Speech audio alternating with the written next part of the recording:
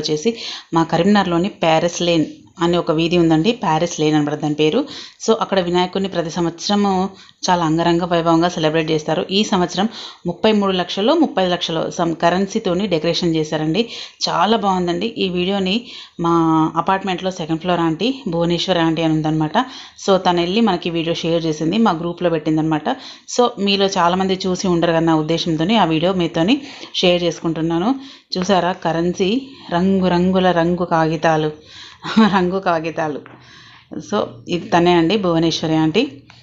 అసలు కాగితాలకున్న విలువనే అదండి. 36, 35 ఆ ఫిగర్తోని నిజంగా అంత డబ్బులు పెట్టి డెకరేషన్కి చూస్ చేశారంటే ఎంత అదృష్టం చేసుకొని ఉండాలండి. ఆ వినాయకుడు నిజంగా చూసిన వాళ్ళందరికి కూడా అంత అదృష్టం రావాలని కోరుకుంటున్నాను.